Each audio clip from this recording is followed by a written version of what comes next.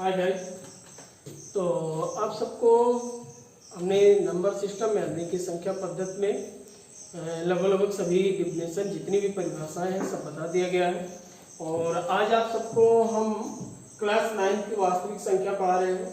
और वास्तविक संख्या में हमने आपको वास्तविक संख्या की परिभाषा भी बता दिया था कि परिमेय और अपरिमेय की संयोग से जो मिलकर बनी होती है उन्हीं को वास्तविक संख्या कहते हैं। और आज हम सब इस पे कुछ प्रश्न सॉल्व करेंगे। जैसे आपका पहला प्रश्न है, निम्नलिखित संख्याओं को दशमलव के रूप में व्यक्त कीजिए। पहला प्रश्न आपका है, निम्नलिखित संख्याओं को दशमलव के रूप में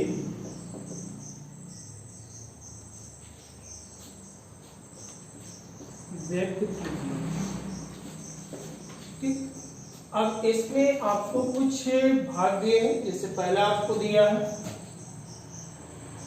1/3, दूसरा आपको दिया भाई 2/9 और तीसरा आपको दिया है 11/30। ठीक, यहाँ पे आप मान लीजिए दे दिया है 17/30 या कुछ भी दिया है ये। ठीक, अब इन्हें क्या करना भाई, ये जो आपको भिन्न दिया है इस भिन्न को दशमलव के रूप में व्यक्त करना है। यदि इस भिन्न को दशमलव के रूप में व्यक्त करना है तो यहाँ पे देखिए आप क्या देखे होंगे भाई, यदि p/q के रूप में कोई है तो उसमें हम क्या करते हैं भाई, p में q से भाग करते हैं। ठीक, जिसके फलस्वरूप हमें क्या मिलता है भाई, दशमलव का रूप मिलता है। अब यहाँ पे आप क्या कीजिए भाई, 1 में 3 से आप भाग कीजिए। क्या 3 का पहाड़ा 1 में जाएगा? नहीं। तो आप क्या कीजिए, 0 लगा के दशमलव लगा देंगे तो ये कितना हो जाएगा भाई, 10 हो जाएगा। अब बोलिए 3 त्रिक का 9, कितना बचा भाई 1, तो ये आपका हो गया 10। 3 त्रिक का 9, 1 10, 3 त्रिक का 9 और 1 10। तो मतलब ये निरंतर आपका मान बढ़ता चला जाएगा। और आप देखिए ये क्या हो जाएगी, आसान आवर्ती। यानी कि हम लिख सकते हैं 1/3 बराबर 0.333 या 1/3 बराबर 0.3 पर बार।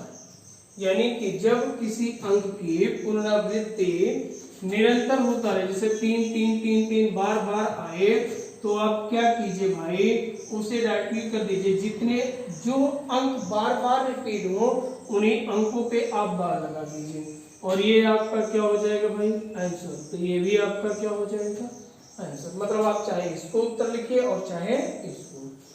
अब आपका दूसरा भी प्रश्न इसी प्रकार है। दूसरे में क्या हमें आपको दे दिया है 2/9। अब आप क्या कीजिए भाई, 2 में 9 से आप क्या कीजिए भाई, भाग कीजिए। अब देखिए 2 का पहाड़ा 9 में तो जाएगा ना, 0 लगा के दशमलव कर देंगे, ये 20 हो गया। 9 दूनी कितना हो जाएगा भाई, 18, 2 20 हो गया। 9 दूनी 18, 2 20 हो गया। यहाँ देखिए भाई 9 दूनी 18 और ये 2, यानी कि ये भी 20 हो गया। देखिए यहाँ पे भी एक ही अंक की क्या हो रही है, बार बार रिपीट हो रही है। अगर कोई अंक बार बार रिपीट हो रही है तो उसे जैसे 2/9 बराबर 0.22 लिखे या 2/9 बराबर यहाँ पे आप लिख लीजिए भाई 0.2 पे बार। तो ये भी आपका आंसर और ये भी आंसर है। अब आप जो आपके पुस्तक में आंसर दिया आप उसी को रख लीजिए और आप इसे नोट कर लीजिए भाई। सेम इसी पैटर्न पे आपका ये भी सवाल होगा। जैसे इन्होंने कितना दे दिया भाई, 17 दे दिया। अब आप क्या कीजिए भाई, 30 से 17 में भाग कीजिए। तो यहाँ पे ये आपका हो जाएगा, क्योंकि 30 में मतलब 30 से अगर हम भाग करेंगे तो ये जो भाज्य है ये 30 से तो कटेगा नहीं, इसलिए 0 लगा के दशमलव लगाएंगे तो यहाँ पे आपका एक 10 बढ़ जाएगा। दशमलव के कारण यहाँ पे आपका एक 0 बढ़ता है। अब क्या कीजिए भाई, 3 पचे 15, यानी कि आपको मिल जाएगा 150, 0 हो गया, 2 20 हो गया, यहाँ पे आपका 200 हो गया, 3 छक 18, यानी कि 180, ये 20 हो गया भाई, फिर आपका 0 बढ़ जाएगा। यहाँ पे देखिए भाई, फिर 3 छक्के 18, मतलब ये आपका हो जाएगा 180, 20, यानी कि 200। अब इसे अगर हम चाहे भाई तो लिख सकते हैं 17/30 बराबर 0.5666, या इसी को अगर हम चाहे भाई तो 17/30 बराबर 0.56 पे बार, मतलब आप 5 पे बार नहीं लगाएंगे क्योंकि 5 एक ही बार आई है और 6 निरंतर आई, यानी कि जो आपका ये अंक है, मतलब जो 6 आपका अंक है इसमें बार बार रिपीटिंग हो रही है, मतलब जो अंक बार बार रिपीट हो उस पे हम बार लगाते हैं, अतः इसको लिख सकते हैं भाई 0.56 पे बार, और ये हमारा क्या हो जाएगा भाई, आंसर, और ये भी हमारा क्या हो जाएगा, आंसर। अब आप इसे नोट कर लीजिए भाई, हो गया। चलिए भैया इसको मिटा रहे हैं, इसके बाद दूसरा प्रश्न आपका क्या है, और ये 9th के लिए बहुत बेसिकली से है, मतलब एकदम बेसिक से चला जा रहा है।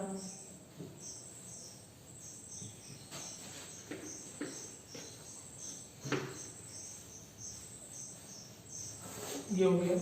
अब आपका सवाल नंबर 2 क्या है भाई, सवाल नंबर 2 कह रहा है कि 2/9, ये तो हो गया भाई, कह रहा 22/7 के 10 गुणों प्रसार का आवर्त ज्ञात कीजिए तथा इसकी आवर्त की लंबाई।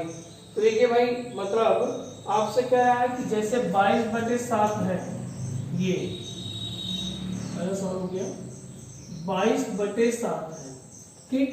अब 22/7 में अब क्या कीजिए, 22 में 7 से भाग कीजिए, ठीक, क्योंकि आपको इससे पहले हम बताए यदि आपको कहीं पे P/Q है तो आप क्या कीजिए, P में Q से भाग कीजिए, ठीक, ये आपका रूल है।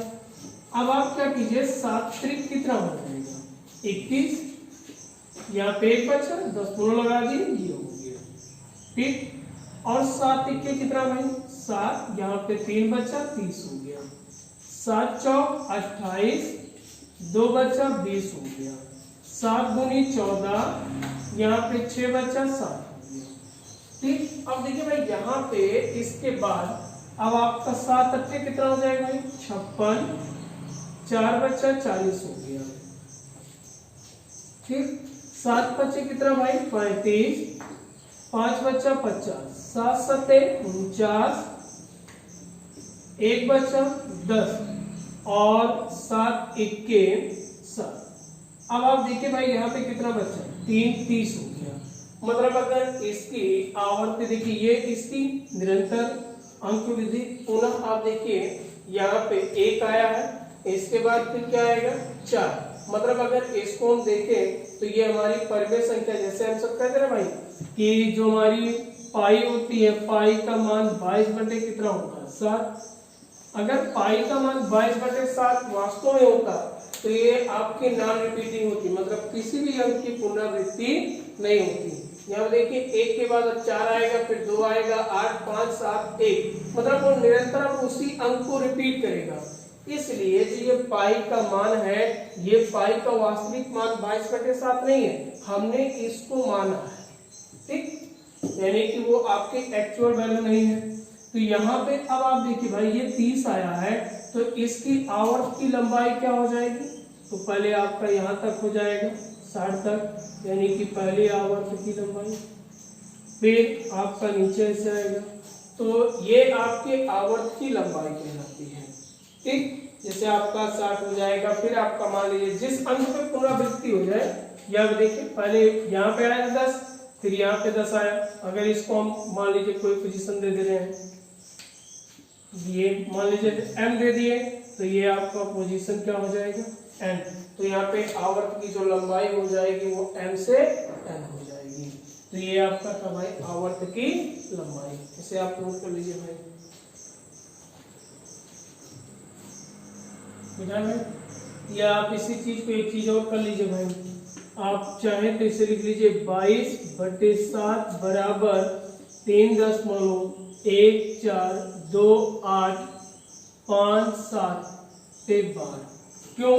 क्योंकि अब इसी अंक की लगातार क्या होगी भाई, पुनरावृत्ति, मतलब आगे फिर वही आएगा। जैसे देखिए यहाँ पे 30 आया, 7 चौक 28, 2 20, 7 दूनी 14, कितना भाई 6 60, 7 अट्ठे 56, यहाँ देखिए भाई 56, 4 40 और आपका हो जाएगा 7 सत्ते 49, सॉरी भाई 7 पच्चे 35, 7 पच्चे 35, यहाँ पे 50, 7 सत्ते 49, मतलब उसी अंक की पुनः पुनरावृत्ति हो रही है। फिर 10 आ गया भाई, तो सेम पैटर्न है। मतलब देखिए 1 4 2 8 5 7, 1 4 2 8 7 5, ठीक, यानी कि 8 5 7।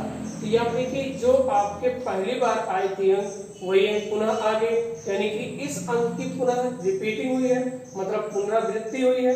तो आप उसे क्या लगा सकते हैं भाई, उस अंक पे आप बार लगा सकते हैं, ठीक। ये आपका हो गया भाई। चलिए अब इसको आप मिटा रहे हैं भाई।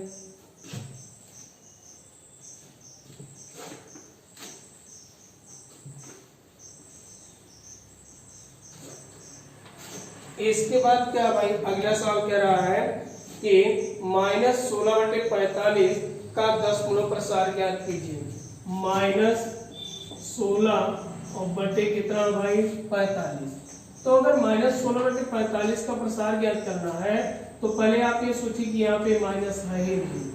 अब आप क्या कीजिए भाई, 16 में 45 से भाग कीजिए, तो 45 से 16 में जाएगा नहीं, 0 लगाएंगे, 10 मोलो लगा देंगे, मतलब 0 यहाँ बढ़ाने के बाद 10 मोलो लगा देंगे। अब देखिए भाई 45 का 3 बार लेकर जाए, क्योंकि यहाँ पे 3 पचे 15 के, ये आपका 60 हो गया भाई, 3 पचे 15 के 5 हासिल 1, 3 चौक 12 और 1 13, मतलब 135 हो गया भाई। अब यहाँ पे आप घटा लीजिए, तो आपको घटाने पे कितना आएगा भाई 25 आ गया। तो ये आपका कितना हो गया भाई 250 हो गया।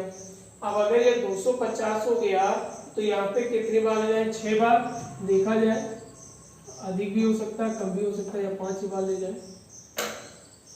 5 पच्चे 25, 2 हो गया भाई, और यहाँ 5 चौक 20 और 2 कितना भाई 22, तो 5 ही बार लेकर चले।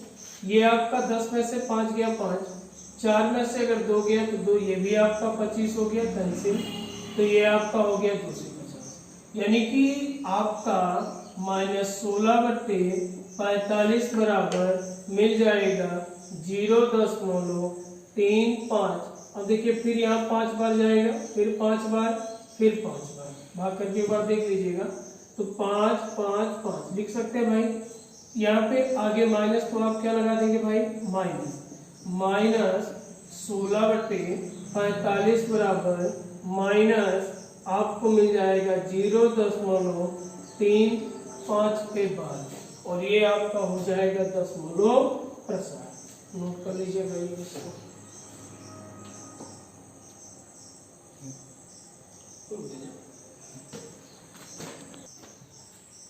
तो अगला प्रश्न आपका है, कह रहा भाई दी गई दशमलव संख्याओं को परिमेय संख्या के रूप में व्यक्त कीजिए। आप प्रश्न को ध्यान से सुनिएगा भाई। कह रहा है कि दी गई दशमलव संख्याओं को परिमेय संख्या के रूप में व्यक्त कीजिए। जैसे आपका पहला प्रश्न है 0.753, ठीक, और दूसरा प्रश्न आपका है 2.59, तीसरा प्रश्न आपका है 3.35 और चौथा आपका है भाई 5.125, ठीक। ये आपके 4 प्रश्न हैं। इन 4 प्रश्नों को क्या करना भाई, आपको जैसे ये दशमलव के रूप में दिए हैं, इन्हें परिमेय संख्या के रूप में व्यक्त करना है, यानी कि इसे में किस रूप में लिखना भाई, P बाई क्यू के रूप में लिखा।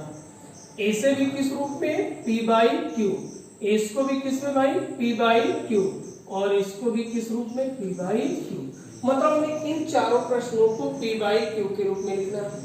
यदि इन चारों प्रश्नों को हमें P बाई क्यू के रूप में लिखना है तो आप क्या कीजिए भाई, सबसे पहले यहाँ पे पहले प्रश्न को 0.753, अब बोले दशमलव के बाद कितने अंक हैं, 3, तो अगर दशमलव के बाद 3 अंक है तो दशमलव के बाद जितने अंक पाए जाए उतने 0 से गुणा करेंगे और उतने से ही भाग करेंगे। ये रूल है, आपको 6, 7, 8 में भी बताया जाता है कि किसी भी प्रश्न में जितने से हम गुणा करते हैं उतने से भाग करते हैं, जितना जोड़ते हैं उतना घटाते हैं। तो यहाँ पे अगर हमने 1000 से गुणा किया है तो 1000 से क्या करेंगे भाई, भाग भी करेंगे। तो अब हमारा ये हो जाएगा क्या भाई, ये आपका हो जाएगा 753 और बटे 1000। अब बोली भाई किस रूप में लिखना था, P बाई क्यू के रूप में। तो अब आप यहाँ पे देखिए भाई, ये हो जाएगा P बाई क्यू बराबर 753 बटे 1000। अच्छा, परिमेय संख्या का प्रतिबंध क्या है, जिन संख्याओं को P बाई क्यू के रूप में लिखा जा सके तथा Q इक्वल टू नॉट 0, मतलब Q का जो मान हो वो 0 न हो। तो यहाँ पे देखिए भाई, जहां P व Q एक पूर्णांक होना चाहिए, तो P व Q क्या भाई, पूर्णांक है, और Q का मान 0 के बराबर नहीं है, अतः यह एक क्या हो गए भाई, परिमेय संख्या। ये आपका पहला हो। दूसरे में क्या था भाई, दूसरे में आपको दे दिया है 2.59। अब आप ये देखिए दशमलव के बाद, यानी कि जो ये डेसिमल का सिंबल है इसके जस्ट बाद कितने अंक है भाई, 2, तो 2 अंक है। तो आप क्या कीजिए भाई, P बाई क्यू के रूप में लिखना है। तो P बाई क्यू बराबर 2.59, जितने दशमलव के बाद जितने अंक है उतने 0 वाले से गुणा और उतने 0 वाले से भाग। अब आप गुणा करेंगे भाई, तो ये जो आपके दोनों 0 हैं, यानी कि ये जो 100 है, इस अंक को दशमलव के मतलब बाईं तरफ खिसकाएगा, और अगर ये बाईं तरफ खिसकाएगा तो P बाई क्यू बराबर 259 बटे कितना हो जाएगा भाई, 100। अब देखिए भाई, ये दोनों पूर्णांक भी है, Q का मान 0 के बराबर नहीं है, अतः यह आपकी क्या हो जाएगी भाई, एक परिमेय संख्या। तीसरा भी इसी प्रकार आपका हल होगा भाई। तीसरे में आपको क्या कह दिया भाई, तीसरे में आपको दे दिया है 3.35। अब देखिए भाई, इसे क्या कर लीजिए, P बाई क्यू बराबर 3 आपका कितना भाई, 35, दशमलव के बाद 2 अंक है, तो आप क्या कीजिए भाई, 2 0 से गुणा और 2 0 से भाग, यानी कि आपको मिल जाएगा P बाई क्यू बराबर 335 बटे 100। अगर कट रहा तो काट दीजिए भाई। यहाँ पे देखिए भाई, 5 छक्के 30, यहाँ पे 3 बचा और 35 हो गया, 5 सत्ते 35, और यहाँ पे 5 दूनी 10, यानी कि हमको मिलेगा P बाई क्यू बराबर 67 बटे कितना भाई, 20, और ये हमारा क्या हो गया, आंसर। इसी प्रकार आपका ये चौथा भी हल होगा, देख लीजिए इसको भी। तो चौथे में क्या करेंगे भाई, P बाई क्यू बराबर 5.125, 3 0 है तो 3 0 से गुणा करेंगे, मतलब दशमलव के बाद 3 अंक है, तो 3 0 वाले से गुणा और 3 0 वाले से क्या करेंगे भाई, भाग करेंगे। तो मिलेगा P बाई क्यू बराबर 5125 और बटे 1000। अब आप क्या कीजिएगा भाई, इसे 5 से कटेंगे तो काट दीजिए, 5 इक्के 5, यहाँ पे देखिए भाई, ये आपका नहीं कटेगा, ये तो पूरी तरीके से कट गया, लेकिन यहाँ पे अब आप क्या हो गया भाई, इसको 0, 5 दूनी 10, 2 5 25 25, यहाँ पे देखिए भाई 5 दूनी 10, यहाँ पे डबल 0, फिर 5 से काट दीजिए भाई, 5 दूनी 10, 0 5 25 25, 5 चौक 20, फिर इनको 5 चौक 20 और यहाँ पे आपका होगा भाई 5 चौक 20 हो गया भाई। और यहाँ पे देखिए आपका एक बचा, तो यहाँ पे देखिए भाई 5 इक्के 5 और 5 अट्ठे 40, तो आपको यहाँ पे मिल गया भाई P/Q बराबर 40/8। और ये हमारा क्या हो गया भाई?